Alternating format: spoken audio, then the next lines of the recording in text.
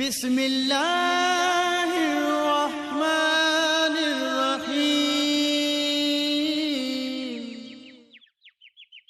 Bismillahirrahmanirrahim. Assalamualaikum warahmatullahi wabarakatuh. Bismillah, alhamdulillah, wassalatu wassalamu ala rasulillah Sayyidina Muhammadin ibni Abdillah wa ala alihi wa ashabihi wa man tabi'ahu wa mawalah.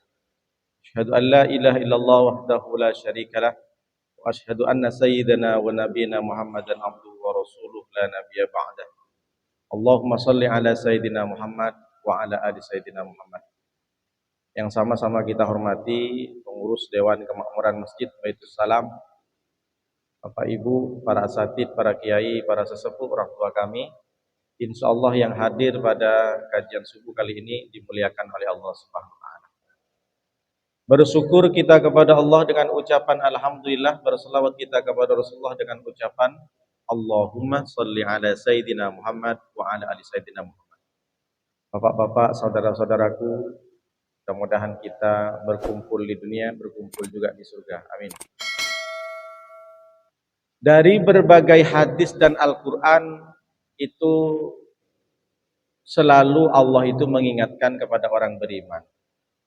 Kemudian Nabi pun juga tidak ditemukan dalam hadisnya itu kalau tidak berbicara masalah iman.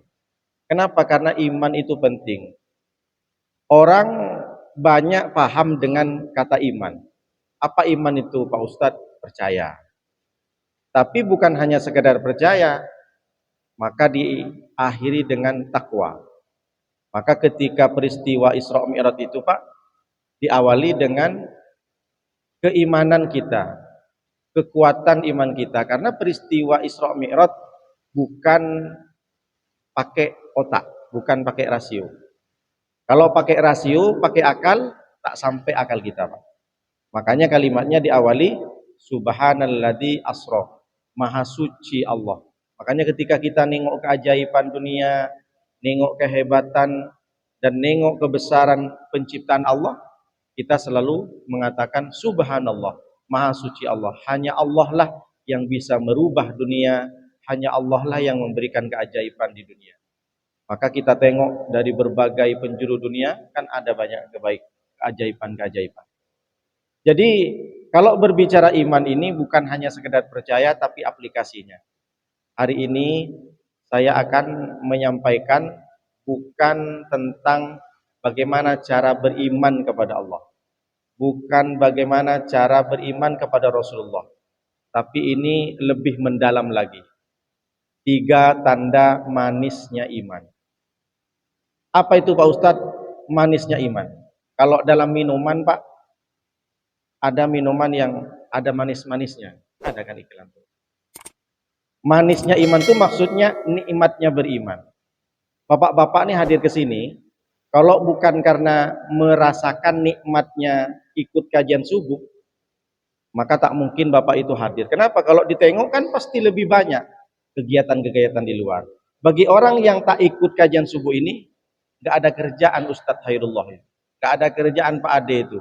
Asik nak rekod video saja. Memang tak capek, memang dibayar berapa. Mereka tak paham bahwa ketika orang sudah merasakan nikmatnya beriman, dia tidak akan pernah capek. Justru ketika dia meninggalkan kajian subuh, merasa ada yang hilang. Atau pagi ke subuh, siangnya juga ke masjid, sorenya juga ke masjid, malam pun atau itu tidurnya sedikit, bangun tahajud. Emang gak capek apa ya? Sama dengan ibu-ibu, kenapa tetangga saya itu pengajian kemana-mana datang aja, emang gak ada kerjaan lagi? Karena ibu-ibu yang hadir ke masjid taklim, dimanapun dia berada, dia merasakan nikmatnya dan manisnya iman. Nikmatnya, manisnya mengaji. Orang kalau sudah terbiasa berjemaah, Pak, maka sekali dia meninggalkan berjemaah, dia merasa berdosa. Bukan meninggalkan sholatnya. Kalau sudah terbiasa berjemaah, Bapak kalau sudah terbiasa ngaji Al-Quran setelah sholat subuh, 2 lembar, 3 lembar, sekali saja tertinggal karena ada kegiatan, tak ngaji, ada yang hilang rasanya.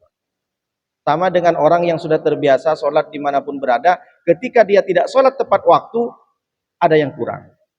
Kami kurang paham, Pak Ustadz, kalau dianalogikan kepada ibadah. Contoh, bagi orang yang suka kopi.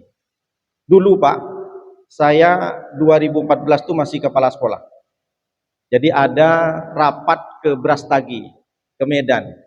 Rapat kerja kepala sekolah. Saya datang ke Brastagi itu Pak, ditawarin sama tuan rumah di sana, Pak Ustadz, ini kopi asli Brastagi.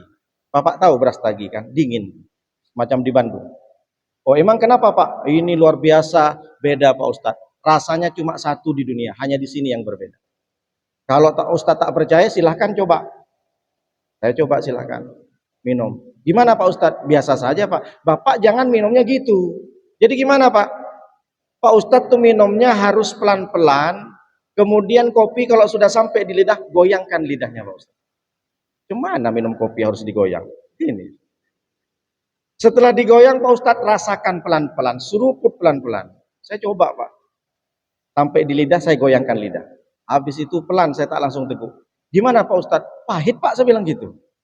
Nah itulah Pak Ustadz tak tahu katanya. Kenapa? Karena saya bukan penikmat kopi. Tapi bagi pecandu kopi, kopi ini luar biasa. Sama dengan ada orang yang tak suka rokok, yang satu pecandu rokok. Maka yang tak suka rokok mau dikasih rokok yang mahal pun 50 juta satu batang, maka dia muntah Pak. Tapi bagi penikmat rokok nih Pak, Masya Allah, ini Pak Ustadz nikmat dunia dan akhirat. Nah, ini bagi pecinta rokok.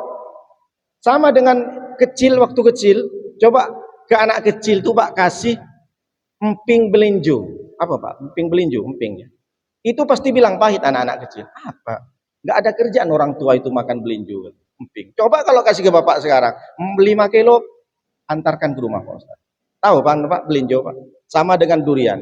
Orang kalau tak suka dengan durian Pak, mau muntah Pak, bau. Tapi bagi pejabat-pejabat durian makanan favorit. Mau sampai 3 juta dibeli Pak. Apa durian musang king, tupai king, macam-macam. Ular king, kobra king. Beda lah Pak Ustadz. Iya betul Pak. Jadi kalau kita itu tak tahu rasanya, nikmatnya bagaimana merokok, nikmatnya bagaimana kopi, sampai kapanpun tak bisa kita jelaskan kepada orang yang tak suka kopi.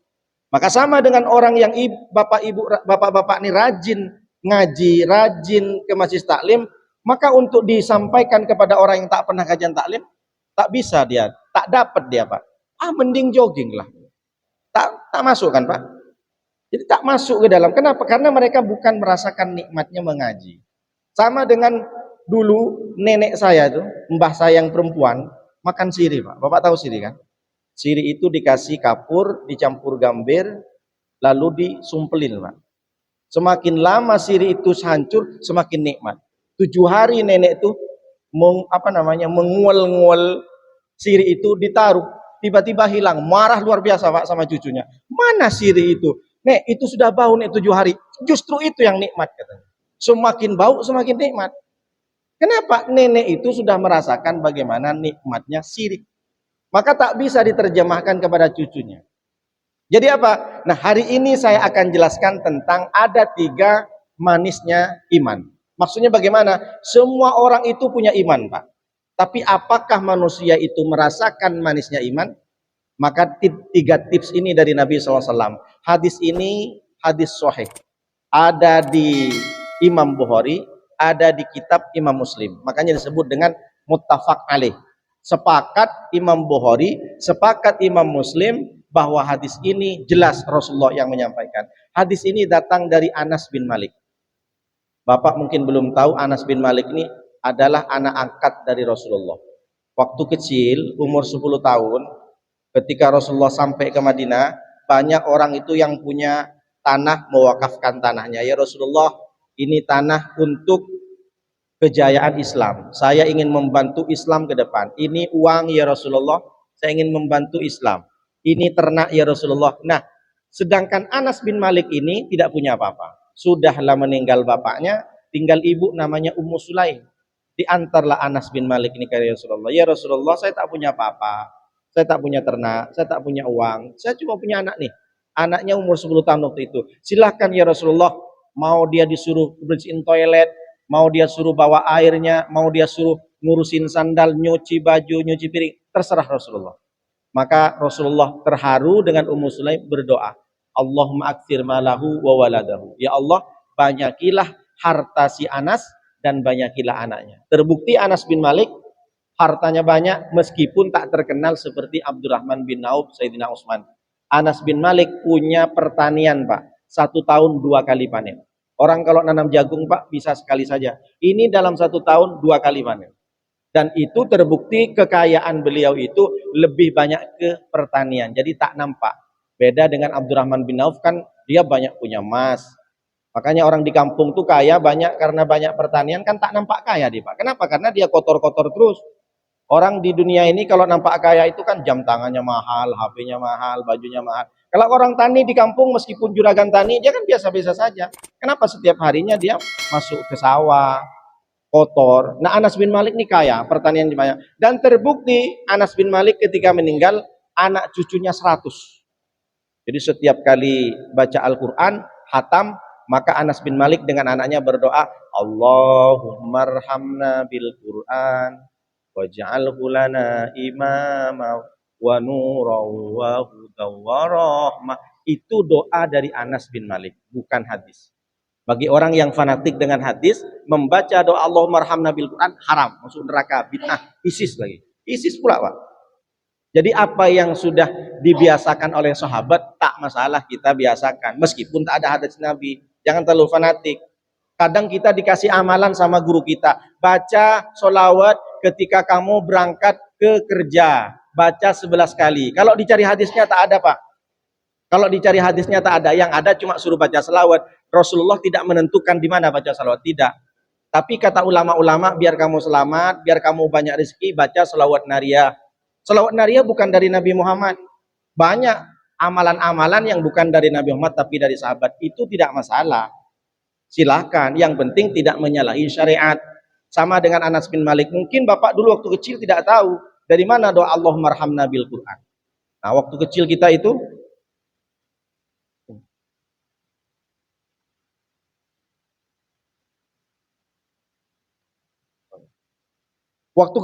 sering berdoa seperti ini setelah ngaji, dan ketika setelah hatam, Anas bin Malik itu anak-anaknya dibuat nasi kuning, kalau sekarang kan apa namanya, among-among. Nah, itu ada dasarnya dari sahabat, bukan dari Nabi. Makanya kalau sudah hatam Quran, kita bikinkan apa itu, Pak? Ketan, ya, ketan, nasi kuning dan lain sebagainya. Itu adalah kebiasaan dari sahabat, dan itu boleh kita lakukan. Bagaimana hadisnya? Salatun, ada 3 perkara, mangkunna fihi wajada halawatal iman.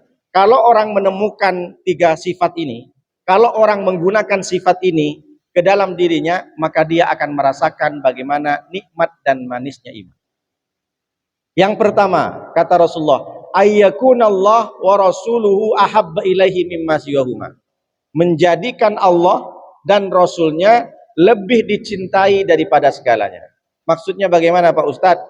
Mencintai Allah dan mencintai Rasulullah melebihi dari cinta kita kepada istri, anak kita, dan bahkan diri kita. Datang Sayyidina Umar kepada Rasulullah ketika menyampaikan hadis ini, ya Rasulullah, kalau saya ini sudah mempraktekkan dari dulu, dari awal sudah saya mencintai Allah dan Rasulnya melebihi dari istri saya, melebihi dari anak saya, kata Sayyidina Umar. Tapi kalau dibanding ke saya, ya Rasulullah, saya ini masih lebih mencintai diri saya daripada Allah dan engkau, ya Rasulullah. Apa kata Nabi Muhammad? La Umar, la Umar. Berarti kamu belum termasuk orang yang merasakan nikmatnya beriman. Berarti iman kamu belum sempurna.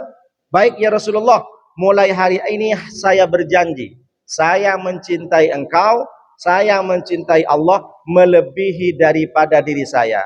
Maksudnya bagaimana, Umar? Kalau ada orang yang mencacimu, ya Rasulullah, kalau ada orang membunuhmu, ya Rasulullah, langkahi dulu mayat si Umar.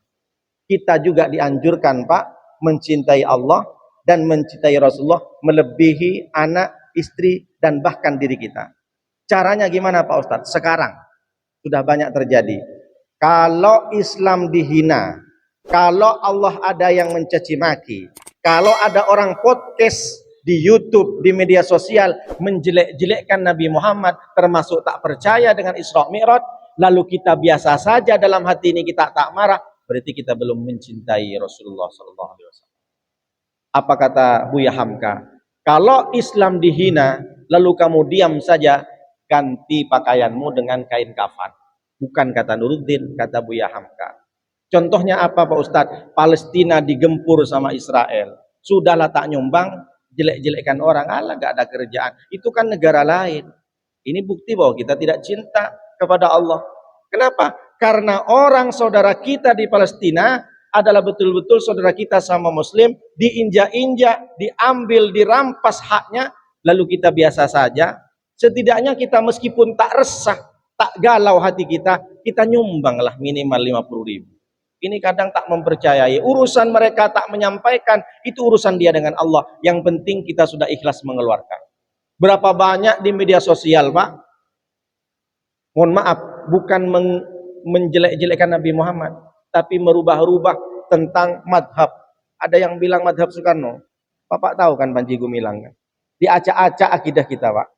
Tapi kita diam saja, itu kan urusan pemerintah. Tak ada masalah, tak risau hati kita, Pak. Berarti kita masih belum mencintai Allah dan Rasulnya. Kenapa? Itu buktinya syariat Islam dihina, kita hanya diam saja. Meskipun kita tak demo, tapi setidaknya dalam hati kita ini risau.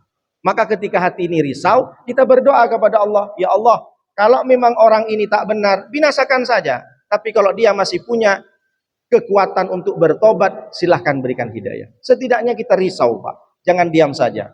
Dan sekarang sudah banyak orang podcast di YouTube itu kan mengaku liberal, mengaku murtad dengan bangganya keluar dari Islam. Betul tak? Dulu dia nikah sama si dia, masuk Islam. Ketika cerai sama dia, buka jilbab. Na'udzubillah min dzalik. Ngeri-ngeri sedap sekarang, Pak. Orang cerita tentang kafir tuh senang, diposting di mana-mana, itu viral, Pak. Coba bayangkan, begitu mereka menghinakan Islam, ketika dia murtad, dia bangga bahwa dulu saya ketika Islam saya miskin. Dulu ketika saya Islam saya tak menemukan peluang untuk bekerja. Tapi ketika saya keluar dari Islam, senangnya hati ini. Mereka dengan bangganya, Pak, murtad. Tapi kita yang nengok itu kan urusan orang lain. Kita setidaknya risau.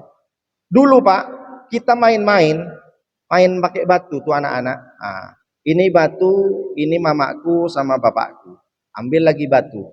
Ini batu yang tengah ini bapak kau sama mama kau. Nah, ini batu nih yang mirip bapak kau nih, ku injak-injak. Sakit hati kita, Pak. Ya betul kan? Sakit hati. Sama dengan sekarang, Pak. Jangan menghina ibu saya. Jangan menghina bapak saya. Kalau kau menghina, hina saya. Ada kayak gitu, Pak. Ada kan? Sakit hati, Pak. Padahal cuma dihina orang tuanya. Ambil foto, orang tua kita punya foto. Fotonya diinjak-injak sama kamu. Nih, foto mama kau injak-injak nih. Tak ada harga diri. Sakit nggak? Padahal yang diinjak-injak foto. Apa maknanya? Kenapa kita sakit hati orang tua kita dicela, dicaci maki? Karena kita cinta kepada orang tua. Lalu ketika Nabi Muhammad dicaci maki, dianggap Nabi Muhammad itu, mohon maaf, karena banyak istrinya, nikah dengan Siti Aisyah masih di bawah umur. Di media sosial disampaikan Muhammad itu hanya tidak sekedar kepada orang-orang yang pelaku maksiat. Terus kita diam saja, Pak. Berarti kita itu tidak ada risau untuk mencintai Allah dan Rasulnya. Berapa banyak Al-Quran diinjak-injak, berapa banyak Al-Quran dibakar, lalu kita diam saja. Setidaknya kalau memang bisa kita komen lah. Kalau tak bisa komen, setidaknya kita berdoa pulang ke rumah, ya Allah, orang-orang yang sudah menghina Al-Quran berikan hidayah. Nah, itulah kenapa pertama ini ciri orang mencintai Allah dan Rasulullah adalah mencintai daripada lebih segalanya. Mencintai Allah dan mencintai Rasulullah lebih daripada istri kita, anak kita, dan diri kita. Kenapa? Karena sesungguhnya nanti kalau kita sudah ke akhirat, Pak, tidak ada yang membantu kita. Yauma yafirul mar'u min akhihi wa ummihi wa abihi wa sahibatihi wa bani. Nanti di akhirat, Pak, bapak kandung, mama kandung, saudara kandung, semuanya tak ada yang bisa bantu. Seorang bapak yang mungkin minta tolong sama anaknya, anakku dulu kamu sudah aku sekolahkan di akhirat. Aku sekolahkan SD, aku sekolahkan SMP, sampai kuliah, sampai jadi orang, sampai jadi pejabat. Ini bapakmu minta tolong, mohon maaf ayah. Ayah memang sudah membantu saya, mengurusi pendidikan saya, mendidik saya. Tapi kalau untuk urusan di akhirat saya tak bisa bantu. Kita sendiri-sendiri. Jadi kita ini sendiri-sendiri, Pak. Laqad ji'tumuna furada. Nanti kita menghadap kepada Allah sendirian. Sebagaimana kita dilahirkan waktu bayi juga sendirian dengan keadaan telanjang. Nanti meskipun ibu yang sudah mengandung 9 bulan 10 hari, dia tidak bisa menolong kita. Lalu siapa yang menolong kita, Pak Ustadz? Rasulullah Sallallahu Alaihi Wasallam. Kenapa? Karena Rasulullah sudah menyimpan doanya.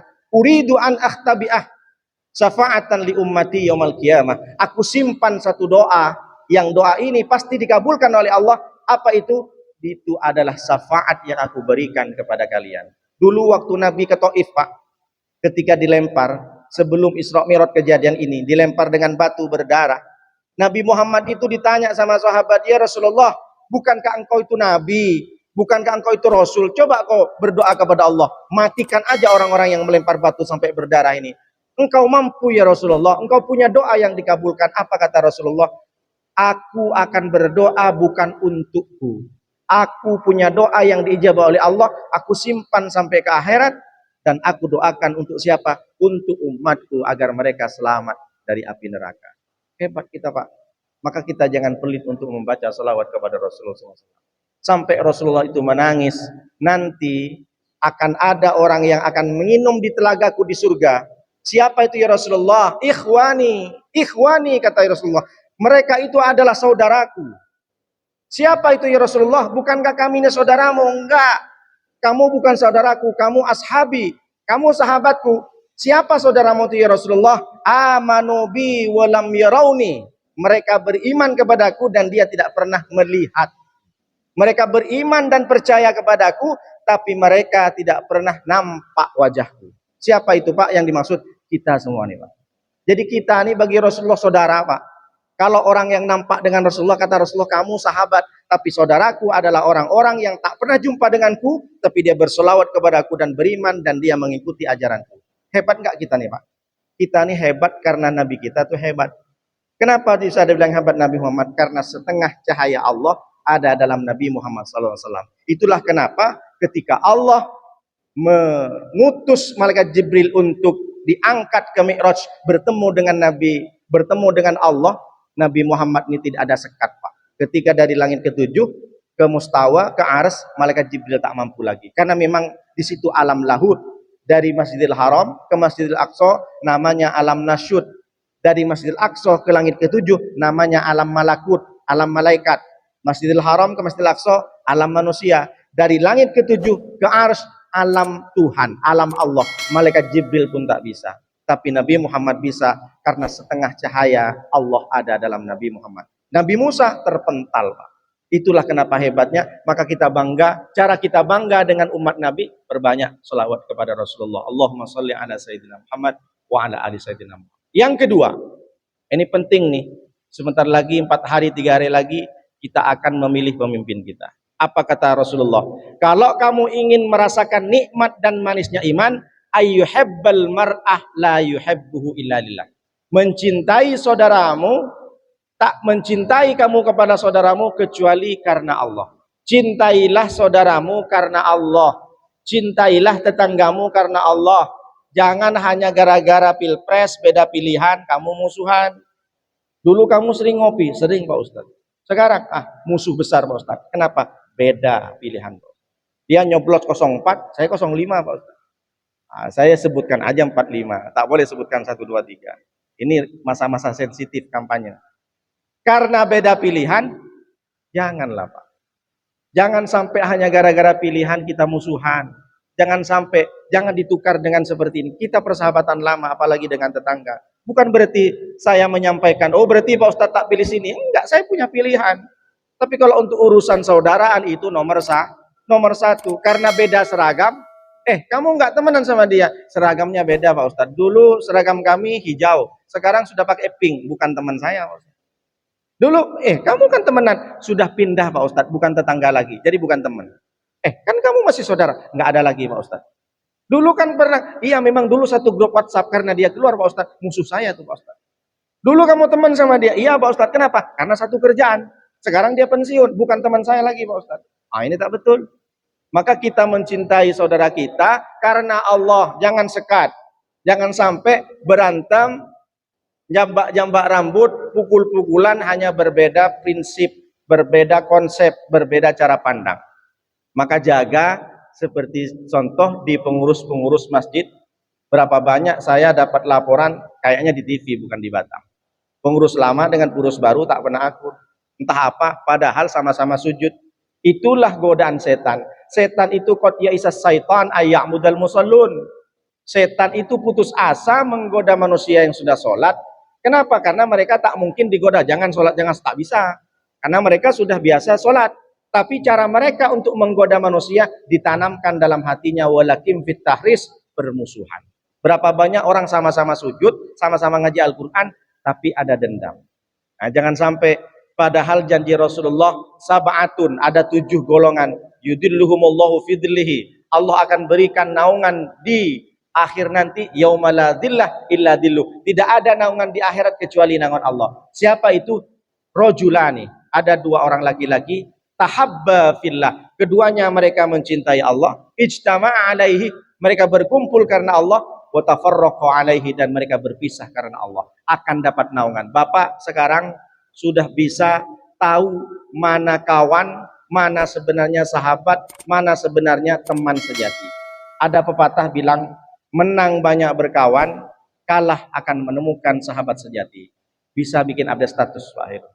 Menang banyak berkawan, kalah menemukan sahabat sejati. Tak paham Pak Ustadz, kalau kita banyak duit, kita kaya Pak, banyak kan yang ngaku saudara kan kita. Oh, kamu saudaraku. Pulang ke kampung bawa Alphard kita, padahal tak kenal. Kamu dulu temanku loh katanya. Itu dulu waktu kita masih di sekolah mana? Siapalah orang ini kan?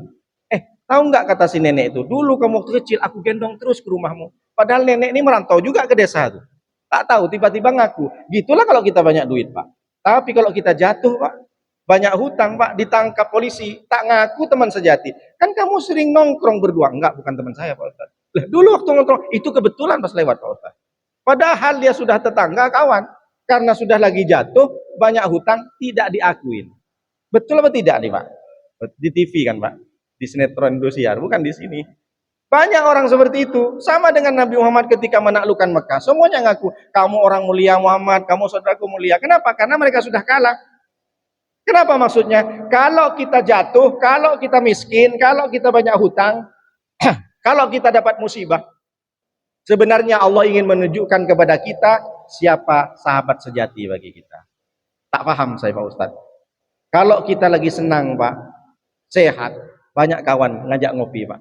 Tapi ketika sakit Pak, disampaikan di WA, mohon doanya kawan-kawan, si Nuruddin sedang sakit, mudah-mudahan sembuh.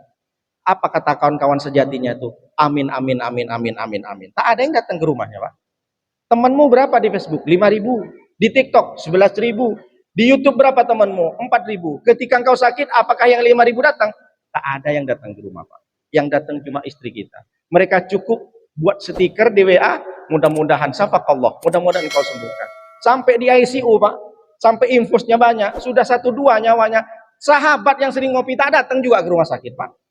Itu di sinetron, bukan di sini. Jadi kalau Bapak ini sekarang bisa tengok siapa sebenarnya teman sejati bagiku. Tapi jangan gara-gara ini Bapak pulang semuanya diblok. Ini kayaknya bukan teman karena Allah nih. Ini ecek-ecek aja. Enggak seperti itu konsepnya. Nanti Bapak diblok semua. Kenapa kok blok? Kata Ustadz Nuruddin begitu. Aku tengok tetangga nih cuma manis di muka katanya, hatinya busuk katanya. La ilaha illallah. Saya pula yang salah Pak. Jadi apa maknanya? Rasulullah sudah menyampaikan, cintailah tetanggamu, cintailah saudaramu, cintailah teman sekantarmu karena Allah, bukan karena bisnis. Kalau bisnisnya pecah, musuh. Kalau sudah pecah kongsi, musuh. Kenapa? Karena mengawali berteman dengan orang ada maksud lain, keuntungan. Tapi ketika maksud lain itu pecah, bisnisnya tak betul, maka kita akan musuhan. Berapa banyak yang terjadi seperti itu? Mertua sama besan, karena sudah cerai anaknya, musuhan. Berarti awalnya dia menganggap saudaraan hanya persaudaraan mantu dan anak. Tapi ketika sudah cerai, padahal seorang mantu dengan mertua meskipun cerai dengan istrinya tidak batal wudhu. Jadi saya nih misalkan ada orang laki-laki cerai dia dengan istrinya, maka anak laki-laki ini dengan mertua perempuannya sampai kapanpun tak boleh menikahi. Kenapa? Karena tetap mahram. Jadi meskipun cerai dengan istri kita, kita dengan mertua perempuan kita ini tidak batal wudhu. Sampai kapanpun tak bisa. Maka itulah yang diajarkan oleh Rasulullah. Jangankan mahram, tetap saudara. Hari ini kita sudah bisa memilah siapa kira-kira yang bisa menjadi teman sejati. Tapi jangan pilih-pilih untuk diri sendiri. Bahwa kita jangan terlalu percaya kepada orang kalau dia mungkin manis awal, tapi ternyata ketika saya jatuh, ternyata banyak kawan yang tidak datang kepada saya. Itu terbukti, Pak. Ketika sakit, ketika jatuh, bangkrut. Makanya kalau kita, Pak, punya kawan, tak bisa bantu, ada kawan banyak hutang. Aduh gimana nih aku banyak hutang bro gitu. Kalau kita tak bantu untuk meringankan hutangnya, setidaknya kita jangan nakut-nakutin. Sekarang nih beda Pak. Bro, aku banyak hutang bro, gimana nih bro? Pusing aku bro. Istri marah-marah terus, anak nangis, hutang banyak, rentenir datang ke rumah. Kata si kawannya, kemarin aku punya kawan, punya hutang, stroke dia mati. Ditakut-takutin pula orang itu. Sudahlah tak dibantu, ditakut-takutin. Ada lagi datang, bro, aku kemarin kena goyahil ke parkiran. Helmku yang harga 1 juta hilang bro. Oh, kawanku kemarin hilang helm, kepala juga hilang katanya. Sudahlah, jatuh tertimpa tangga, dipijak pula sama kucing. Kalau kita tak bisa bantu, setidaknya kita janganlah nakut-nakutin sama kawan kita. Maka kalau kita pengen merasakan manis dan nikmatnya iman, cintailah mulai sekarang saudara kita kepada Allah, hanya karena Allah. Mencintai, bersahabat hanya karena Allah. Bapak Ibu boleh dipraktekkan nanti setelah pulang. Bagaimana caranya aku bisa mengeluarkan, bisa menggunakan sifat-sifat yang disampaikan oleh Rasulullah. Ini yang kedua. Lalu yang ketiga kata Rasulullah, kalau kamu ingin merasakan manisnya iman, ayyakroha ayyauda fil kufri kama yakrahu ayyugda finnar. Hendaklah kamu itu benci, harus kamu benci, harus kamu sakit hati, bahkan jijik, ayyauda fil kufri, kembali kepada kekufuran, kama yakrahu, sebagaimana kamu benci ayyugda finnar, ketika engkau dilempar ke neraka. Kalau ingin merasakan nikmatnya iman, maka jangan sekali-kali kembali kepada dosa yang sama. Dulu mungkin kita pernah dosa berjudi, maka jangan sampai sekarang kamu ulangi lagi. Karena sampai kapanpun kamu mengulangi dosa yang sama ketika kamu muda, maka engkau tidak akan pernah merasakan manis dan nikmatnya iman. Maka ketika engkau tidak merasakan nikmat dan manisnya iman, maka akan terjadi kemalasan-kemalasan. Malaslah sholat berjemaah, malas mau bersedekah. Kenapa? Ada sesuatu yang mengganjal kita untuk tidak bisa merasakan manisnya iman. Apa salah satunya? Kita tidak pernah benci dengan dosa, malah diulang-ulang dosa yang sama dengan yang dulu. Apa kata Rasulullah? Kalau kamu tidak benci dengan dosa yang sama yang kau lakukan masa kekufuran dulu, maka engkau berarti tidak takut dengan neraka. Orang banyak sekarang bilang bisa Pak, saya takut neraka, saya takut neraka. Tapi ternyata aplikasinya tak takut neraka. Makanya mohon maaf, banyak orang itu takut makan babi karena babi haram, tapi tak takut makan uang korupsi. Dikira babi sama uang korupsi itu lebih besar babi, padahal babi itu cuma daging.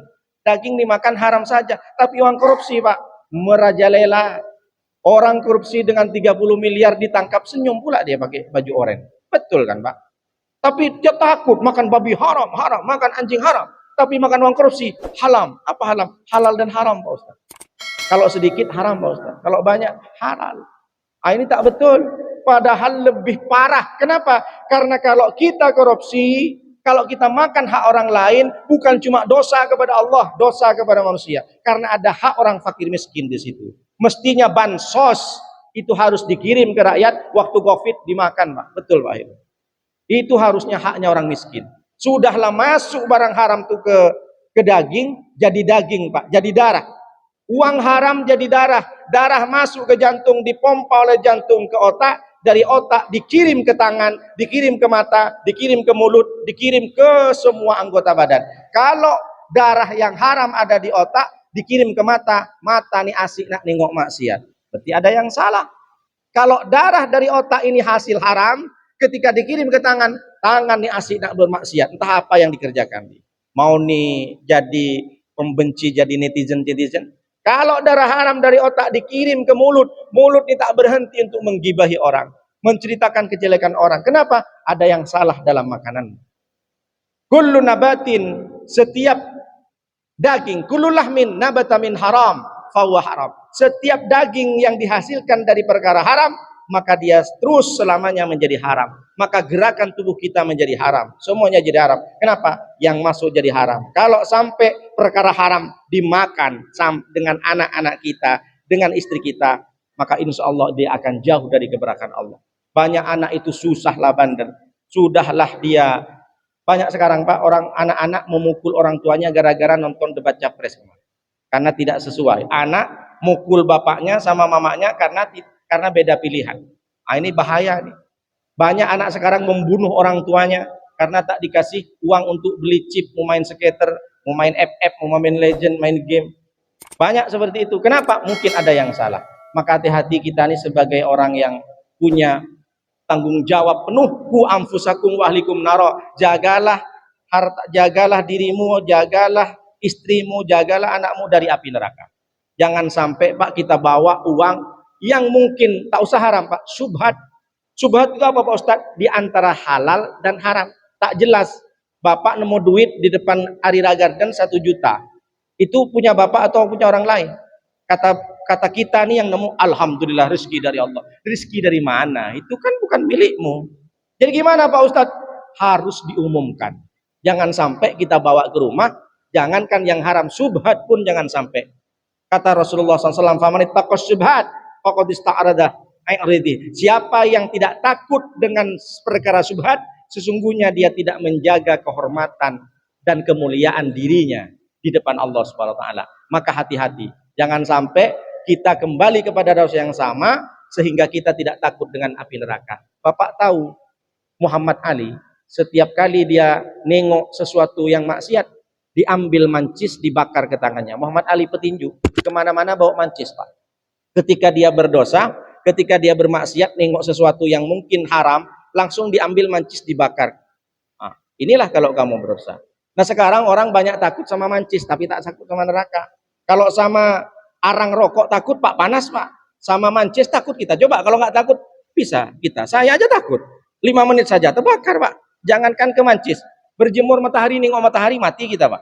Tapi banyak orang tak takut sama neraka, takut sama api dunia. Padahal percikan api dunia itu cuma satu saja. Maka orang beriman itu konsepnya 2. Waj'alil hayata ziyadatan li fi kulli khair waj'alil mauta rahatan li min kulli syarr. Kalau umur kita bertambah besok masih hidup, berarti kita masih panjang ibadah dan amal ibadah kita. Amal kebaikan kita masih panjang. Tapi kalau kita besok, mudah-mudahan panjang umur, besok kita dimatikan Allah, diwafatkan Allah, berarti kita maksudnya adalah berhenti dari dosa. Jangan pernah suudzon kepada Allah. Kalau ada orang dia padahal sholat, dia tak pernah kena penyakit, kenapa dia cepat mati? Boleh jadi Allah sayang kepada dia, dia hentikan dari huru hara dunia. Allah hentikan dari maksiat. Kalau dia masih hidup terus, maka akan terjadi fitnah, maka akan terjadi godaan-godaan. Maka orang-orang yang sudah diambil oleh Allah disebut dengan almarhum. Apa itu almarhum Pak Ustadz? Yang disayang sama Allah. Diambil kata rahimah, yarhamu. Almarhum kalau laki-laki yang disayang Allah, kalau perempuan almarhumah. Tapi jangan gara-gara ini bapak pulang ke rumah panggil istrinya almarhumah. Pak almarhumah Bang, almarhumah itu yang disayang Allah. Salah, itu untuk orang meninggal. Jangan pula bilang almarhumah. Jadi yang ketiga nih Pak, kalau kita ingin merasakan nikmat dan manisnya iman, maka jangan pernah kembali kepada dosa yang sama atau dosa yang baru. Karena kita akan diancam untuk masuk ke neraka. Makanya dalam doa setiap apapun kita sudah disampaikan, Allahumma inni a'udzubika min adzabi jahannam wa min adzabil qabri wa min fitnatil mahya wal mamat wa min fitnatil masiihid dajjal. Bahkan dalam doa yang sering kita ucapkan, Rabbana atina fid dunya hasanah wa fil akhirati hasanah wa qina adzabannar. Setiap doa selalu diselipkan oleh Rasulullah, jauhi dari api neraka, jauhi dari api neraka. Itu sudah jelas Pak, bahwa kita ada potensi masuk neraka. Mudah-mudahan kita semuanya masuk surga tanpa hisab. Jadi kalau tahu bagaimana nikmat dan manisnya iman nih Pak, pasti kita akan terus melakukan ibadah-ibadah. Jadi ada anak cucu itu bilang sama neneknya, nenek itu marah sama cucunya, kenapa kamu setiap hari main TikTok? Main TikTok, pagi TikTok, siang TikTok. Emang nggak ada capeknya? Apa gunanya? Kata si nenek, bilang sama cucunya, ini enak nek sambil olahraga. Alah kamu nih bongak katanya si nenek. Habis itu nenek pengen tahu. Besoknya neneknya diajarkan main TikTok. Diajarin TikTok, begini nek, begini. Rupanya setelah nenek itu tahu main TikTok, 3 hari 3 malam tak berhenti main TikTok pak nenek-nenek. Kenapa? Karena nenek-nenek itu sudah merasakan bagaimana nikmatnya main TikTok. Pertama ngejek sama cucunya. Si istri itu ngejek sama suami, apa tiap hari main skater katanya. Rupanya diam-diam belajar main skater, tak berhenti juga seminggu pak main skater. La ilaha illallah. Kenapa? Karena mereka merasakan nikmatnya main game. Jadi apa maknanya? Jangan gunakan kenikmatan-kenikmatan ini untuk bukan tidak kebaikan. Jadi kalau kita tuh nengok pak, ada orang main game tuh sambil sholat pun main game skater. Tengok dia sambil sholat pak. Jadi kata orang yang tak suka dengan game, bodoh betul lah orang ini. Masa sholat? Setelah dia belajar main gitu pak, tak berhenti juga, tak ingat sholat pak. Jadi apa maknanya? Jangan pernah kita underestimate kepada orang tentang hobinya. Ada orang mancing pak seharian. Tak dapat ikan, besoknya diulang lagi pak, mancing dari pagi itu mancing, tak dapat, pulangnya tak dapat, istri merepet macam-macam. Ini mancing tadi tak dapat, karena istrinya belum tahu bagaimana nikmatnya memancing. Orang kalau sudah hobi mancing pak, dari pagi sampai sore tak dapat ikannya kecil-kecil, dia tetap merasa senang pak, bangga deh, iya. Besoknya diulang lagi, sewa kapal 14 juta pak sampai ke pulau, pulang ke rumah dapat teri. Ikan teri aja, mending beli aja di pasar kan. Tapi mereka sudah merasakan nikmatnya memancing, nikmatnya hobi. Maka hari ini kita gunakan hobi kita untuk ibadah. Biasakan kita ngaji Al-Quran, sebentar lagi kita sudah nisfu Sa'ban, sebentar lagi kita puasa. Kita ini sampai ke puasa pak, bukan tidak ada alasan.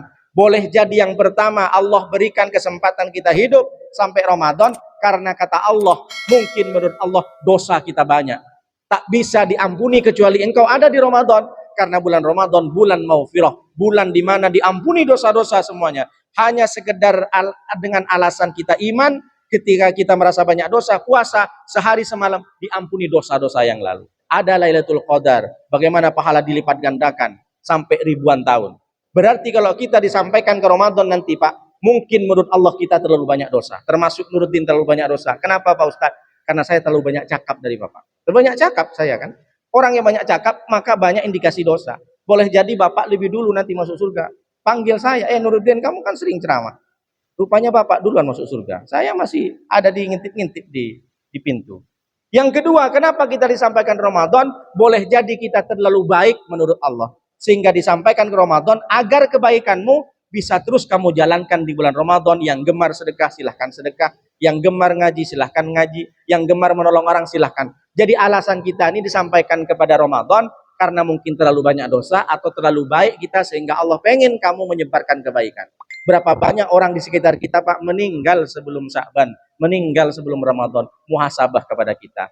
Jangan dikira kita sehat, kita lama nih mati. Tak, mati itu tidak nengok akte kelahiran. Ada bayi yang sehat-sehat saja mati. Ada dokter yang katanya sehat, bikin podcast, harus minum ini, jus ini, tak pernah makan gorengan, mati juga habis main futsal pak. Apa maknanya? Selalu diintip oleh malaikat maut. Maka sebelum mati kita, sebelum menghadap kepada Allah, mudah-mudahan ibadah kita berkualitas dan kita merasakan nikmat dan manisnya iman. Kalau kita merasakan nikmat dan manisnya iman, maka tidak ada rasanya kita malas untuk beribadah. Itu saja yang bisa saya sampaikan. Kalau ada pertanyaan kita sambil makan sarapan, mudah-mudahan apa yang disampaikan bermanfaat. Mohon maaf kalau ada kata-kata salah, yang salah datang dari saya, yang benar datang dari Allah. Bismillahirrahmanirrahim. Alhamdulillahirabbil alamin. Arrahmanirrahim. Maliki yaumiddin. Iyyaka na'budu wa iyyaka nasta'in. Ihdinas siratal mustaqim. Shiratal ladzina an'amta 'alaihim ghairil maghdubi 'alaihim waladdallin. Amin. Hamdan syakirin, hamdan na'imin, hamdan yuwafi ni'amahu wa yukafi mazida. Ya Rabbana lakal hamdu kama yanbaghi li jalalika wa 'azimi sultanik. Allahumma shalli wa sallim wa barik ala sayyidina Muhammadin al-Fatih lima uliqa wal khatimi lima sabaqa nasil haqqi bil haqqi wal hadi ila siratikal mustaqim wa ala alihi haqqa qadrihi wa miqdarihil 'azim. Allahumma yassir wa la tu'assir, sahhil umrana umur din wa dunya wal akhirah. Bismillahilladzi la yadurru ma ismihi shay'un fil ardi wa la fis samai wa huwas samiul 'alim. Hasbunallahu wa ni'mal wakil, ni'mal maula wa ni'man nasir, wa la haula wa la quwwata illa billahil 'aliyyil 'azim. Allahumma rabbana adkhilna mudkhala sidqin wa akhrijna mukhraja sidqin waj'alna min ladunka sultanan nasira. Rabbana atina fid dunya hasanah wa fil akhirati hasanah wa qina adzabannar. Subhanaka rabbika rabbil izzati amma yasifun wa salamun alal mursalin walhamdulillahi rabbil alamin. Demikian, terima kasih. Assalamualaikum warahmatullahi wabarakatuh. Waalaikumsalam warahmatullahi wabarakatuh.